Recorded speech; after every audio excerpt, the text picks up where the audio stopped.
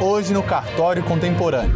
O segundo dia de Concarte teve um painel sobre tabelionato de notas e protestos da era digital. Veja o painel sobre LGPD na Concarte 2022. O doutor Rafael Favetti fala de segurança pública e a importância dos cartórios. Tudo isso e muito mais no Cartório Contemporâneo.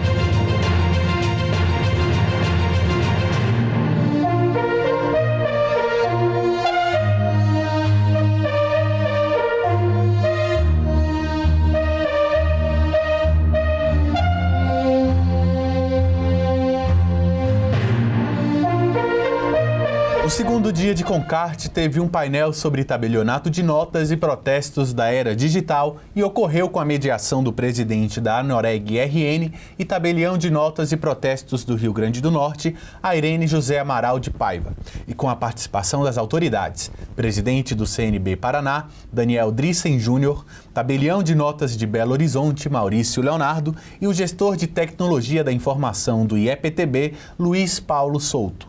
Gostaria de agradecer ao presidente Rogério Bacelar, meu colega de Curitiba, pelo convite para fazer essa breve explanação. Me foi solicitado para falar bem rápido para vocês, para não tomar muito tempo, mas eu acho que é importante, depois desse breve relato do Dr. Maurício, traçando em linhas gerais a importância da evolução, né, digital do tabelionato de notas, a gente trazer alguns números,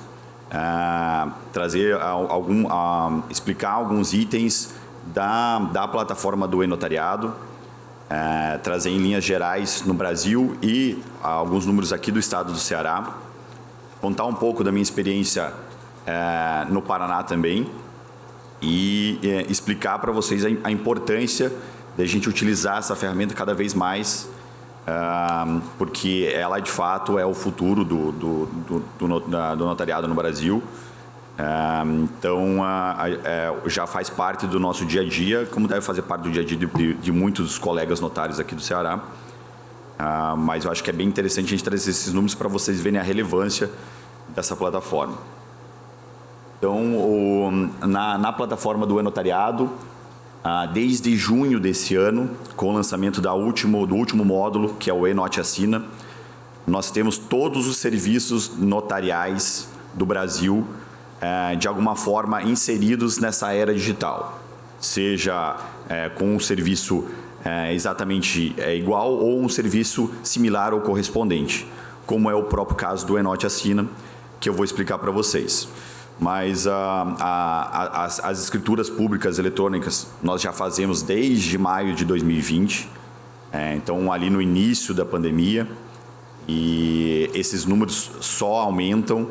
Então não sei qual que é a realidade de vocês aqui, mas na minha serventia não tem nenhum dia que a gente não passa sem lavrar um ato na plataforma do notariado, e o percentual aumenta a cada semana. E eu não visualizo nenhuma possibilidade de retorno disso. Eu acho que principalmente quando um empresário, né, passa a adotar essa cultura de assinar eletronicamente os atos, dificilmente ele volta atrás, porque ele vê a questão da praticidade, vê a questão da segurança e deslocamento em grandes centros. Então, realmente é um caminho sem volta. Então, aqui são alguns números no Brasil, só para vocês entenderem. O nosso certificado digital é um certificado digital vinculado ao celular do titular. Então, muitos de vocês já sabem disso, mas então é um certificado digital notarizado. Ele é gratuito, e nós incentivamos e gostaríamos de catalisar essa emissão de certificados. Eu vou explicar mais para frente por que também será em benefício de vocês. Então, no Brasil, nós já emitimos, desde maio de 2020, 441 mil certificados digitais. Tá?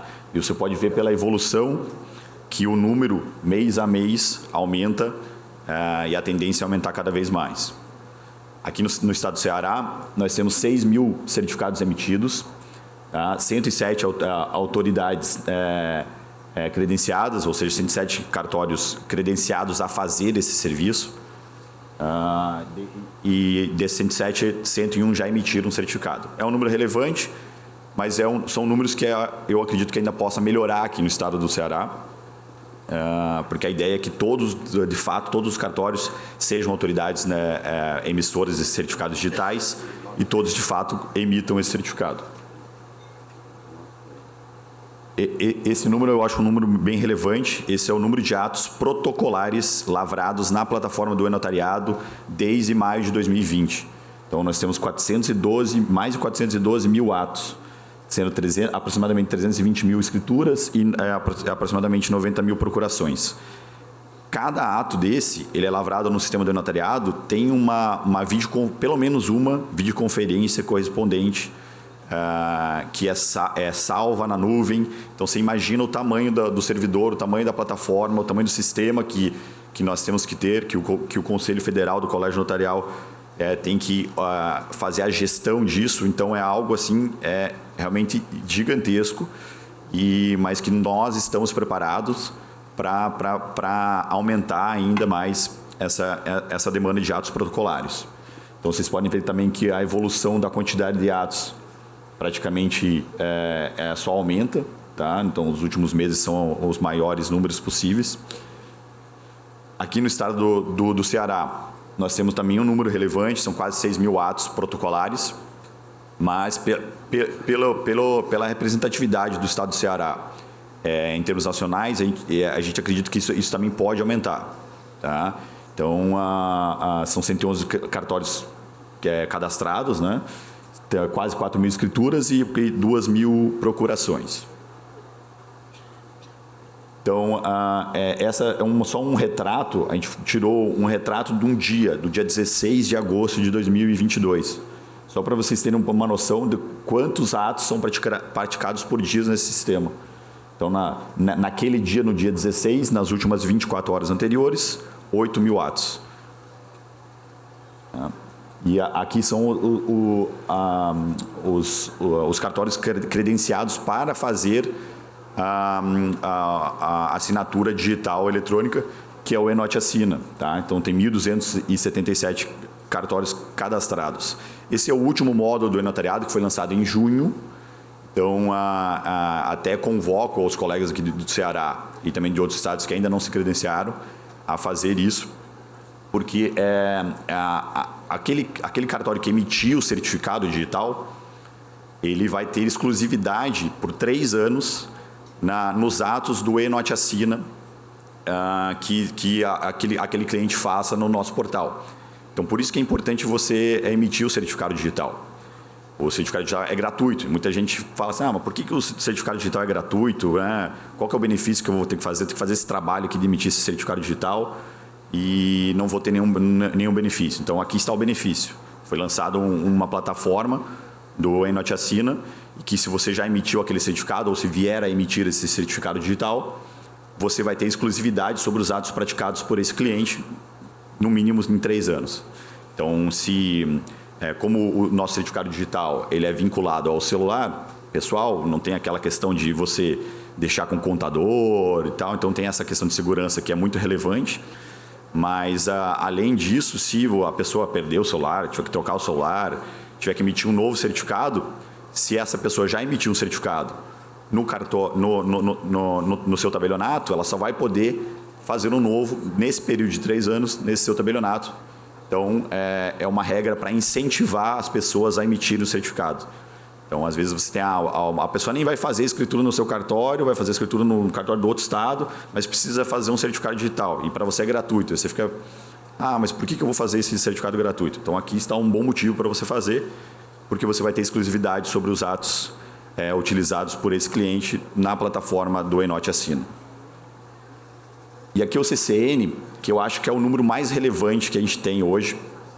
CCN é um cadastro único de clientes do notário. Então, o que significa isso? Nós subimos nessa plataforma, na nuvem, o cadastro de todos os clientes nossos. Tá? Então, todas as fichas e documentos dos nossos clientes, para tentar criar uma unicidade em termos de cadastro para a gente ter esse controle, seja para confirmação de identidade pessoal, seja para emissão de um certificado remoto, que você consegue emitir um certificado remoto hoje em dia. Então, se você tiver esse acesso fácil à informação de um outro tabelionato, de um outro estado, você tem ali elementos para confirmar a identidade dessa pessoa. Então, esses que são os números. Você veja que no Brasil, nós temos hoje 61 milhões de pessoas, CPFs distintos, cadastrados na plataforma do CCN, do e-notariado. Isso aqui é praticamente 40% da população do Brasil hoje. Tá? Esse cadastro tem pouco mais de um ano. Então, só para você entender a relevância disso.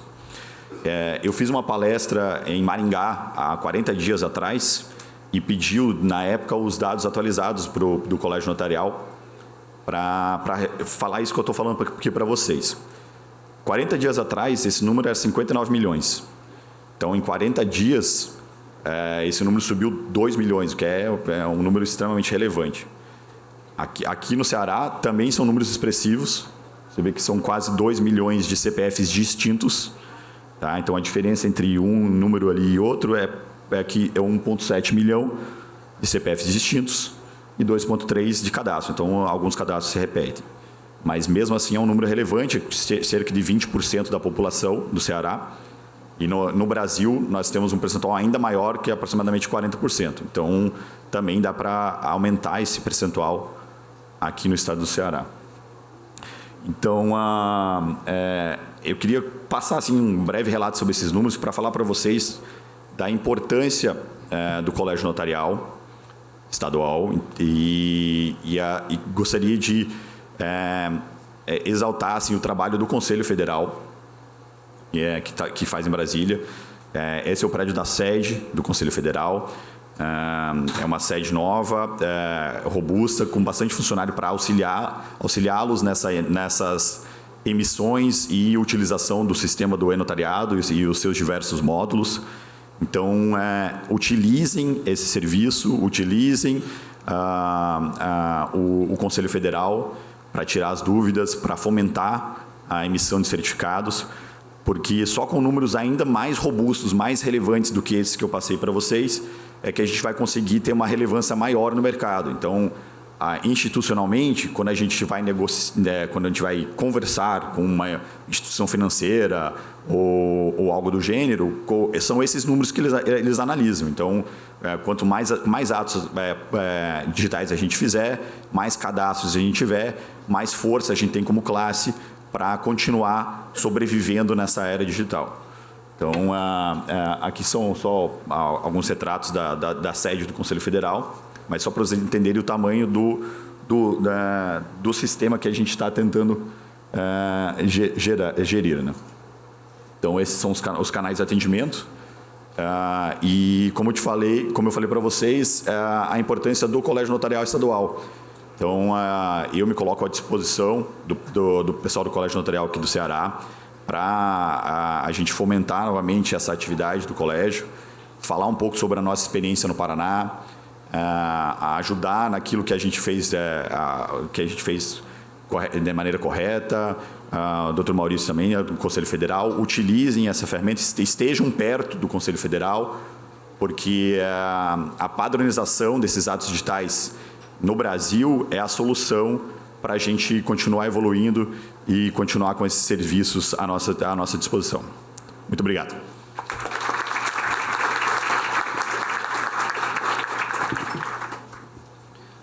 Obrigado pela sua explanação, que já mostra, né, que a pujança que o sistema e-notariado no Brasil já alcançou.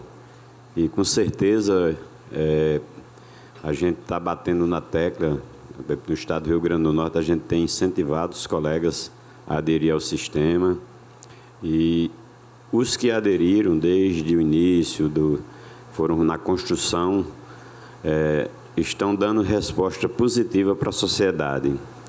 E nós teremos agora em outubro, né, um encontro lá dos notários do Rio Grande do Norte, e vai ser um momento, inclusive, da gente tentar novamente que todos nós temos 204 cartórios de notas no Rio Grande do Norte, que lá são 204 cartórios e todos têm notas no Rio Grande do Norte, né? Então, a gente vai incentivar a adesão e essa construção dos números do notariado, como você bem falou, serve realmente como baliza para a gente mostrar para o sistema financeiro, para o sistema de garantias do país, de que a gente está evoluindo para estar mais rápido e presente na sociedade.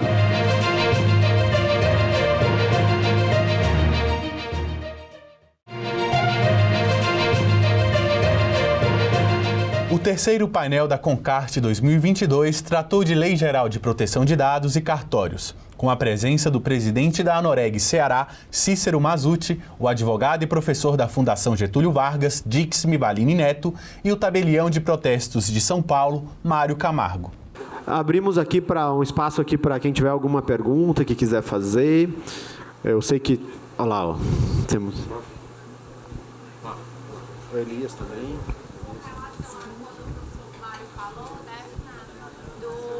Eu fiquei com uma dúvida quando ele falou com relação ao livre acesso e a ser gratuito esse acesso aos dados. A gente que é do registro civil, principalmente do interior, eu tenho muita demanda das pessoas virem saber qual era a minha profissão na época que eu registrei o meu filho.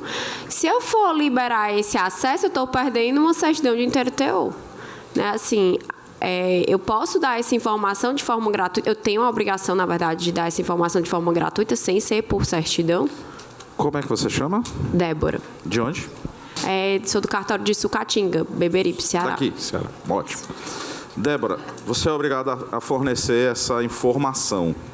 Você não é obrigada a fornecer a certidão de forma gratuita, mas a informação que você detém é obrigatória. E o provimento 134 ele deixa isso bem claro. O fornecimento das informações tratadas no cartório, elas devem ser dadas, mas não por meio de certidão. E, inclusive, ele prevê que essa informação ela seja... no documento que você fornecer a informação, ele tem lá uma inscrição que diz que não possui efeitos de certidão, etc, etc, etc. Eu vi aqui, o Hércules está procurando aqui para ver se eu estou errado. Até assim, muito comum no interior aqui do estado, o pessoal procura, né, essa informação, que é para encaminhar a aposentadoria.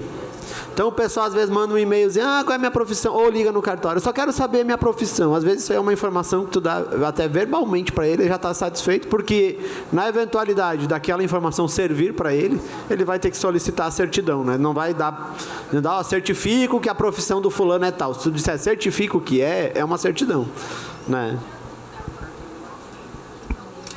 Se a pessoa chegar no meu cartório e querer saber se ela foi registrada lá, se a pessoa quiser saber se foi registrada no meu cartório, então eu também não preciso emitir uma certidão. Eu tenho que fazer isso de forma gratuita, essa busca. Não, aí a busca você tem que cobrar. Se eu não me engano, que tem previsão de cobrança. Não, pois a gente cobra a busca, só que aí se a gente tem que... Porque eu fiquei na dúvida, né? Se eu tenho que dizer de forma gratuita as informações que a pessoa tem, então se porventura ela também não tem informação, teria que dizer de forma gratuita. Mas aí é um ato. Sim. Então, assim, se você pratica o ato, você cobra o ato. Pronto.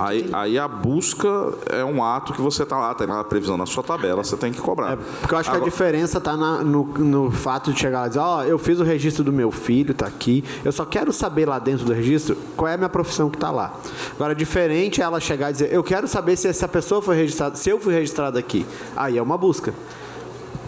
Exato. E lembrando que essas informações gratuitas, elas somente podem ser requeridas pelo titular do dado. Não pode o Cícero chegar no cartório da Débora e pedir informação de outra pessoa que não vai funcionar. Ele pode pedir por meio de certidão, mas não pode pedir utilizando a Lei Geral de Proteção de Dados o direito à informação do titular. Dixon. A gente demorou 4 anos para ter um provimento regulando o LGPD. E o provimento até é muito bem feito, tem muita coisa positiva, mas a aplicabilidade do provimento, do ponto de vista do notário, tem uma lacuna.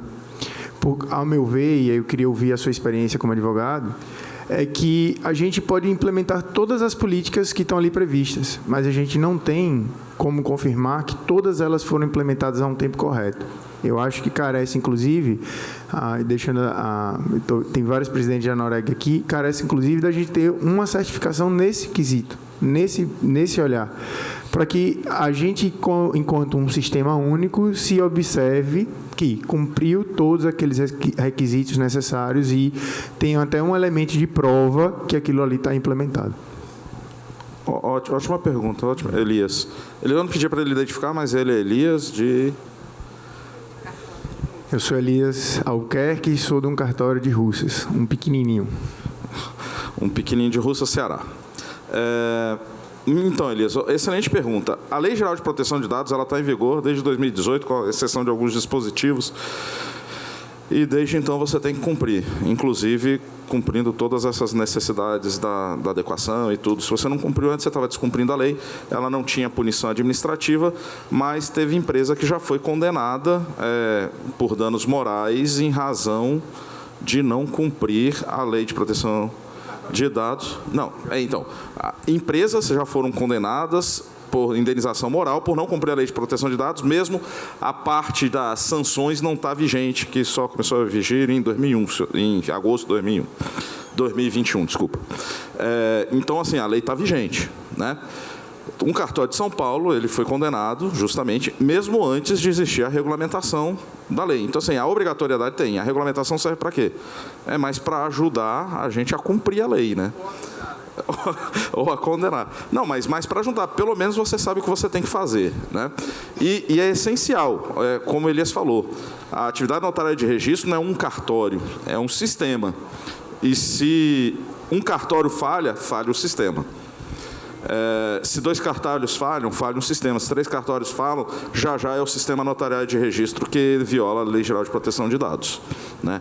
Então, o que Elias falou de adequação, de que todos têm e devem estar integrados dentro da LGPD, cumprir os requisitos da LGPD é essencial e, no meu ponto de vista, sim, cabe às associações, às entidades de classe, seja de cada especialidade, seja a Noreg, sejam os sindicatos, seja a CNR, né, as federações e a CNR, elas têm sim, no meu ponto de vista, não só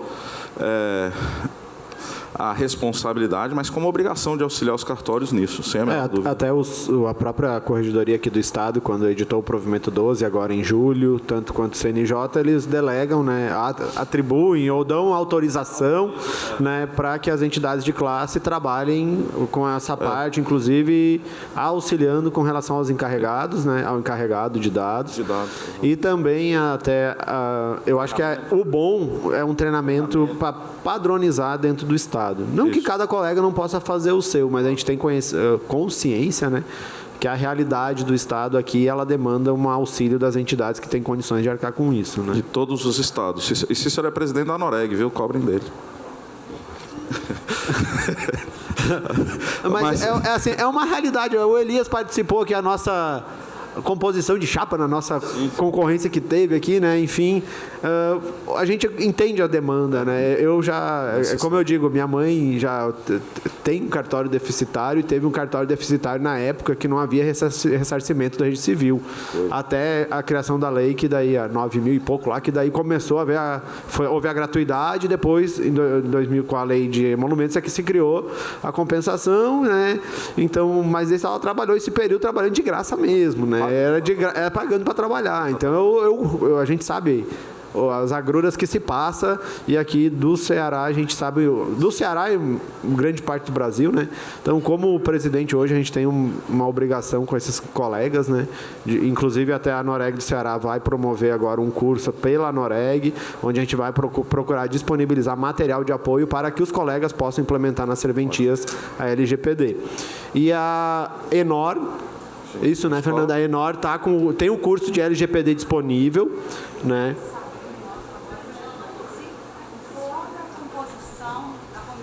Eu vou pedir para a Fernanda aqui esclarecer, porque todo associado pode ir lá. Está aqui o nosso stand aqui na saída. Exato. No dia 12, agora, nós vamos abrir um curso com o Mário Camargo, com o Juliano Maranhão, com o Ivan Jacopetti, com a Renata Ock, com a Ana Frontini, que foram os nossos colegas que participaram da comissão do CNJ para sair esse provimento da LGPD. Então, dia 12, a Enor abre esse curso, vai ser uma semana, para poder cada um que trabalhou mostrar da sua especialidade todas as considerações que foram faladas aqui. É bem importante. 12 de setembro agora, né? E o bom é beber direto da fonte de quem trabalhou, porque ele consegue até dizer com base em que ideia eles deram aquela redação. Que é que nem o Fiscarelli, o pessoal aqui de manhã estava falando, né, com relação à criação aí da legislação em geral, né, o andamento das coisas como são. Então, quem participou lá dentro é que sabe bem explicar, até para como é que a gente vai colocar aquilo ali em prática. Então, eu acho isso importante a gente ter isso. Curso online, viu? Aí tem a Enor, tá aqui, tem um stand ali, pode passar ali e pedir informações ou entrar no site, né? Pelo site lá também é possível. Só para concluir que o provimento, ele prevê aquela categorização do provimento 74, né? 74 classes 1 e 2 pode compartilhar encarregado. Isso. No final, assim, ele prevê essa questão e tem algumas facilidades para os menores dentro do provimento. Então, assim, reconhece a realidade dos cartórios mais de menor. Né? Aquela coisa, as obrigações elas ainda continuam existindo de toda forma. Mas é interessante isso, assim, e eu me lembro do provimento 74, porque na época o CNJ falou, não, se as serventias pequenas não têm condições, que as associações ajudem, né? Então, que as associações ajudem. Aí a serventia não tem condição, como é que paga a associação, como é que a associação dá retorno, né? E aí é mais uma vez o CNJ empurrando algumas coisinhas para a associação, mas eu acho que nesse caso da proteção de dados é importante que as associações dá para se reunir e trabalhar, né? A Enor também disponibiliza aqui através do... Com certeza.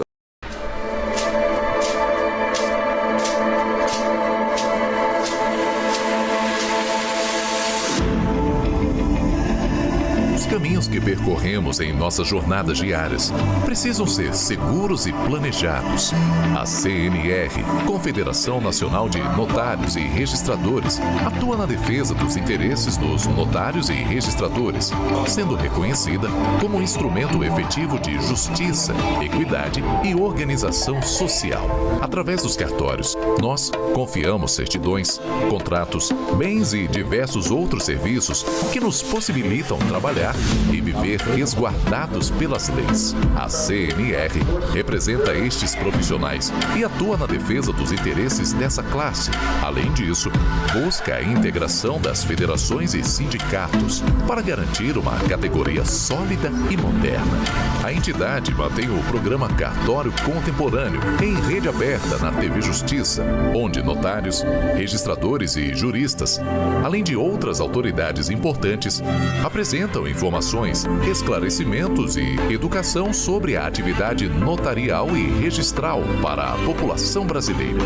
A CNR também promove anualmente a Conferência Nacional dos Cartórios, com a presença de importantes nomes do setor e personalidades e profissionais de todo o Brasil. O encontro possibilita a troca de experiências entre os profissionais, debates e palestras, onde surgem novas ideias e ações para o setor extrajudicial brasileiro.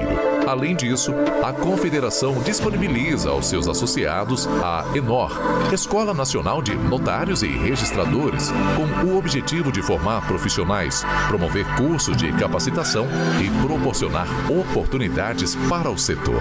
A CNR entende que seu papel vai além dos interesses da classe e, em parceria com a RARES, Rede Ambiental e de Responsabilidade Social dos Notários e Registradores, desenvolve iniciativas sociais por todo o território nacional, com campanhas de arrecadação de alimentos e mantimentos para doação a abrigos e creches. Participe dessa rede CNR. Sozinhos somos apenas notários e registradores. Juntos, contribuímos para a promoção da cidadania e construímos o desenvolvimento do país. E é cada um de vocês faz a CNR.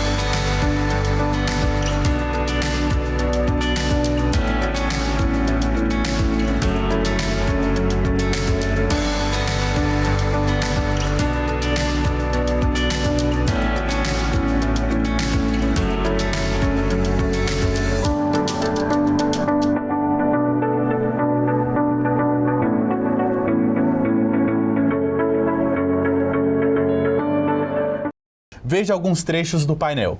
Parabenizar pela excelente palestra. Realmente é um tema que nos provoca, às vezes, calafrios nas nossas serventias. O artigo 17 da Lei 6.015 é claro. A expedição, qualquer pessoa pode requerer certidão sem justificar a finalidade. E, como o senhor disse, esse provimento, ele desrespeita o artigo 17 em várias vezes. Nesse caso, qual é a orientação? A gente segue a lei ou segue o provimento? Se a gente for analisar a escala das normas, é claro que se segue sempre a lei, nesse caso. Mas a gente tem medo de seguir a lei, descumprir o provimento e ser responsabilizado. Eu, como advogado, recomendo que você siga o provimento. Não é? É mais fácil defender perante o juiz, dizendo, não, a corregedoria que mandou eu fazer. Foi o corregedor. Exatamente. Ou seja, a gente precisa ser penalizado porque está cumprindo a lei. É complicado. Diálogo das fontes. Tem que dialogar a lei de registros públicos com uma nova lei de mesma hierarquia, que é a LGPD. E aí o provimento vem dizendo, no diálogo o regulamento você precisa agora justificar. É isso que está acontecendo. Então é que não se nega o acesso, não se nega a emissão da certidão, né? Se pede agora, com base na lei nova, o justificar em determinados casos. É aquilo. Eu discordo da necessidade de finalidade, mas está lá, está no provimento, a gente segue o provimento. Perfeito, obrigado. Eu estou no artigo 45 do provimento 134. Dependem de identificação do requerente e independem de indicação da finalidade os pedidos de certidão de registros em sentido estrito, averbações, matrículas, transcrições ou inscrições específicas expedidas em qualquer modalidade. Também dependem de identificação do requerente e independem de identificação de finalidade os pedidos de certidão de documentos arquivados no cartório, desde que haja previsão legal ou normativa específica de seu arquivamento. Até agora, a gente está falando de que eu preciso identificar quem pediu, normal, porque o cara colocou o CPF dele, mas não vai precisar fundamentar. De outro modo, pedidos de certidão de documentos arquivados em cartório, para o qual não haja previsão legal específica, de expedição que não haja previsão legal, dependem de identificação do requerente e indicação de finalidade, aplicando-se o parágrafo 4º. Aí, para mim, você nem certidão deveria emitir. Aí, peraí, o cara fundamentou. Normalmente, você vai deferir a expedição da certidão, ponto final. Mas, se a finalidade estiver estranha, fora do mercado, algo muito atípico, você pode, eventualmente, indeferir. E eu acredito que as centrais, sim, vão abrir campo de, obviamente, CPF, quem está pedindo isso, todas as centrais já trazem, talvez abra campo de uma informação de finalidade para quando chegar lá no registrador de imóveis, ele poder dar conta de verificar qual foi essa exposição de finalidade. Parágrafo 4º, que é, acredito que, a nossa dor aqui. Na hipótese do parágrafo anterior, caracterizada a tentativa de tratamento de dados em desacordo com as finalidades do registro de imóveis e com os princípios da Lei Geral de Proteção de Dados, aí sim, caracterizada essa desconformidade, o oficial pode recusar o fornecimento em nota fundamentada, o que caberá revisão pelo juiz competente. Ora, isso a gente faz direto em relação à qualificação de algum tipo de alguma estranheza. E daí o que a gente fala? A gente não tem monopólio da razão. Se eu estou errando, deixa eu levar para o juiz que vai me fazer acertar. É o que acontece. Por exemplo, o colega lá, na força bruta, interpretou a LGPD que já estava em vigor, sem esse provimento, e saiu tarjando a certidão de notas. Beleza. Mas e aí se eu for ter que responder a um processo disciplinar? Me parece que nesse primeiro momento, a própria corregedoria, o seu órgão censor, vai querer dizer, cara, esse camarada aqui parece que está sendo técnico e quer me ajudar. A gente não pode aqui também achar que isso vai ser objeto de um processo disciplinar porque você vai recusar querendo manter a integridade do seu acervo. Ou se o mercado quiser fazer um acervo paralelo, se indefere por dizer isso aqui está querendo retirar esses dados específicos do cartório. Então, há vários fundamentos que vençam a força do melhor argumento. É só para dizer que o provimento não é tão bicho-papão assim em relação a essa novidade quanto ao artigo 17. E precisamos mitigar um pouquinho o 17, porque a LGPD chegou. Hércules, mas você está dizendo que está rasgando a lei de registros públicos? Eu só estou fazendo um diálogo de fontes. Eu estou interpretando algo que é razoável. Por exemplo, a Espanha tem também isso de você ditar a sua finalidade. Normalmente, você colocou ali. Se algum dia alguém descobrir que aquilo era mentiroso, você estava tentando outra coisa, fica mais fácil de se sancionar, de sancionar. Agora, repare, quando você entra num país, você precisa declinar se você está ali para traficar, você está levando alimentos. Pô, mas por que eu estou declarando isso? Eu já vou fazer um não do início ao fim. Ora, mas se algum dia pegarem que você está mentindo, ali você cometeu um crime de falsidade, alguma coisa do gênero. O certo é que a fundamentação não é ilimitada, é só para certos pedidos, em bloco, né, em lote. E é isso que o provimento me parece ter trazido. Perfeito. Era essa observação. O Flávio Fischer, que o doutor Carlos Luiz Poisel, certa feita, a pessoa chegou, uma senhorinha conhecida na cidade, nunca fez o registro de nascimento. Aí precisou um dia um documento, e ela precisava se identificar, não sei se era para se aposentar ou perante algum órgão público. Ele pegou e lavou uma ata notarial. Eu, Carlos Luiz Poisel, declaro que conheço fulana de tal, que nasceu em tal local, em tal data, filha de fulana e de Beltrano. E conheço também os avós. Ele fez uma certidão através de uma ata notarial. E com aquele documento diz que essa senhora foi até o fim da vida. Morreu sem registro? Não, morreu reconhecida pelo Estado através da fé pública do tabelião. Então é só uma historinha assim para ver, né, a importância do que a gente faz, do que a gente escreve e a responsabilidade que a gente tem com a vida das pessoas, né?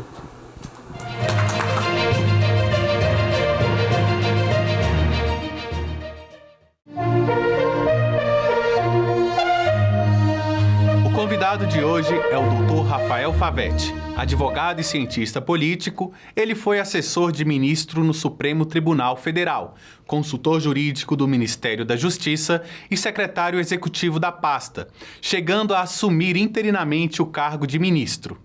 Foi presidente do Comitê Nacional para os Refugiados, CONARE, e presidente do Conselho Nacional de Combate à Pirataria e Delitos contra a Propriedade Intelectual. Chefiou a Delegação Brasileira de Observadores em Segurança Pública na visita do Papa a Londres em 2010 e do Observatório do Modelo de Gestão na Segurança da Copa do Mundo do mesmo ano na África do Sul. Ele vai falar conosco um pouco sobre sua experiência com segurança pública e a importância dos cartórios. Como vai, doutor Rafael? Tudo bem, agradeço demais o convite de estar aqui com vocês. Doutor Rafael, para o senhor, qual a importância dos cartórios para a sociedade? Os cartórios, eles têm duas coisas essenciais. A primeira delas é capilaridade. Isso é, num Brasil tão grande, tão extenso, os cartórios e o sistema de serviços extrajudiciais estão no Brasil inteiro. Essa é a primeira importância. E a segunda importância, eles oferecem segurança jurídica aos cidadãos. Isso é, quando você vai a um cartório para fazer uma compra e venda, etc., o cartório é quem atesta que aquela pessoa que está vendendo ou que está comprando, etc., realmente é o dono daquela situação. Portanto, os cartórios oferecem ao cidadão essa garantia, esse selo, essa verdade sobre os atos. Portanto, podemos dizer que os cartórios são o primeiro para-choque da cidadania. O senhor chefiou a Delegação Brasileira de Observadores em Segurança Pública em visita do Papa a Londres e na Copa do Mundo de 2010. O senhor poderia contar para a gente um pouco dessa experiência? Os problemas sobre segurança pública e terrorismo, eles acompanham a humanidade desde a década de 70, com muito mais velocidade, em virtude dos problemas que surgiram no pós-guerra. Em 2010, a New Scotland Yard, que é a Polícia Federal da Inglaterra, resolveu mudar o padrão de segurança pública. Eles resolveram criar um modelo em que não é fundado em cima de uma polícia. Exemplo como nós temos no Brasil, polícia militar, polícia civil e etc. Mas um modelo que eles chamam de ouro, prata e bronze, e resolveram testar esse modelo, que era um modelo para as Olimpíadas de 2012, em 2010 na visita do Papa. E foi a primeira vez desde o século XVI, você não era nascido, mas desde o século XVI que o Papa visitou a Inglaterra não somente como chefe de Estado, mas também como chefe de uma religião.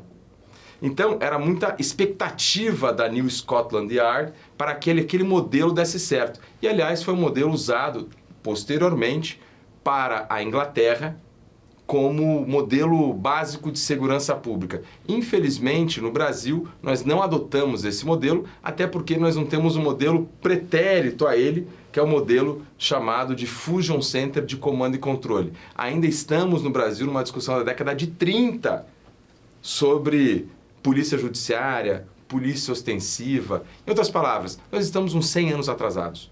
O senhor foi presidente da Comissão de Segurança Pública da OAB do Distrito Federal. Como era? O senhor vê relação entre segurança jurídica e segurança pública?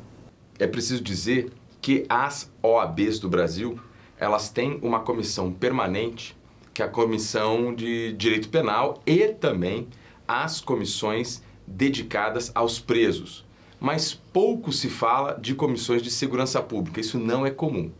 As comissões de segurança pública visam oferecer ao Estado um pensar diferente.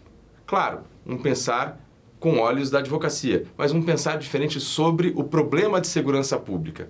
E é óbvio que segurança pública tem bastante a ver com segurança jurídica, porque ao final e ao cabo, o que a gente está falando é de sentimento das pessoas. Isso é, o que é importante para você agora? Importante para você agora é que seu carro não esteja sendo furtado, que seus filhos estejam indo para o colégio e não sendo molestados, essas coisas todas. O que é importante para uma moça que pega ônibus? Ela não ser molestada. O que é importante para um rapaz que pega ônibus? O celular não ser furtado. Então, são essas pequenas coisas que, imagina os 230 milhões de brasileiros com a mesma preocupação todo dia, o tempo inteiro. Você acaba criando um custo transacional até para a economia.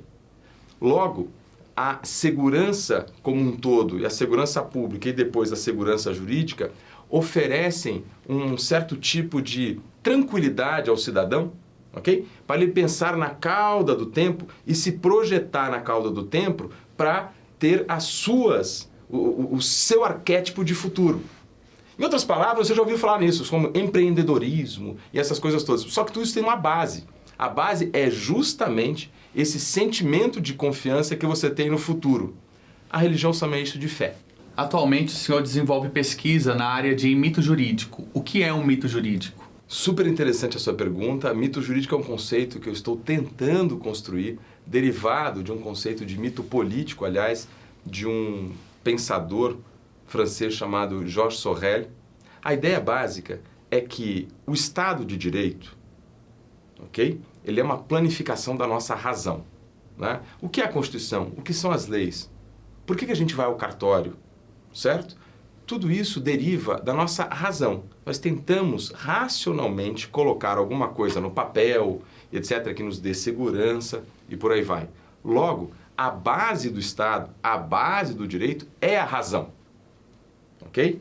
Só para você ter uma ideia, o processo penal, por exemplo, no século XV, era assim: se você me acusa de alguma coisa, de ter furtado alguma coisa na sua casa, eu e você iríamos abraçar um caldeirão quente. Aquele que gritasse mais alto era o culpado, né? Isso não é racional. Então, a humanidade ela vem se desenvolvendo para que as formas jurídicas, e aí a importância dos cartórios, para que as formas jurídicas sejam racionais.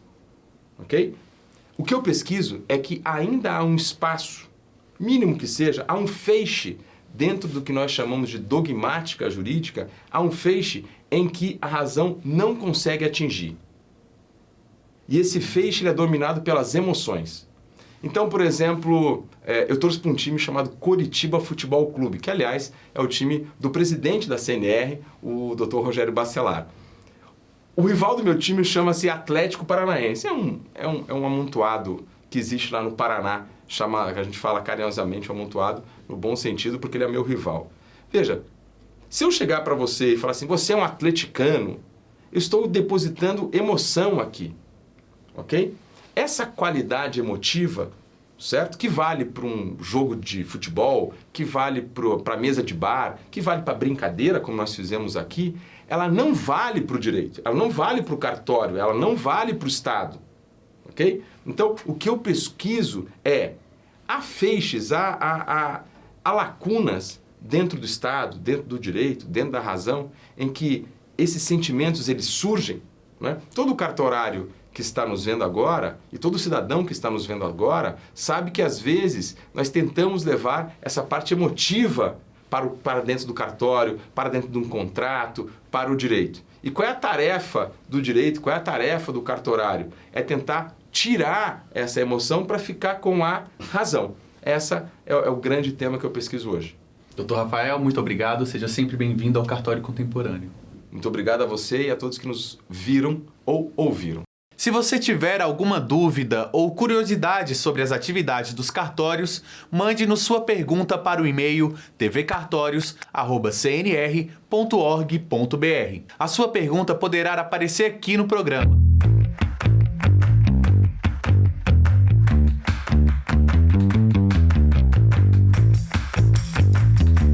Maria Júlia de Brasília pergunta: quais documentos preciso para fazer um protesto? Na prática, quais os documentos que eu preciso para poder protestar um documento?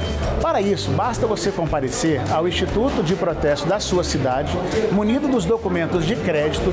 Chegando lá, você vai preencher um requerimento, serão listados todos os títulos de crédito e, em seguida, ele será encaminhado para o cartório da jurisdição. Não precisa de mais documento algum, então somente os títulos mesmo de crédito. Muitas vezes no cartório contemporâneo pode aparecer algumas expressões que você não está acostumado. Por isso venho aqui explicar alguns termos recorrentes no programa.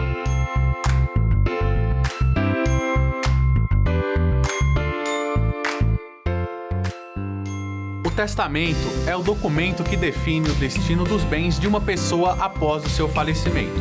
O testador indica como quer que seu inventário seja feito.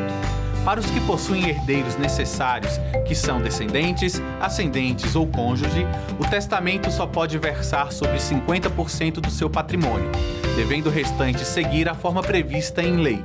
E por hoje é só. Eu sou Duda Meirelles e foi um prazer tê-los aqui conosco no Cartório Contemporâneo. Se você perdeu alguma parte ou gostaria de rever o programa, temos uma reprise toda segunda-feira, 19 horas, na TV Justiça, ou no YouTube da CNR. Voltamos com um episódio inédito na próxima quinta-feira, 19 horas, na TV Justiça. Até lá!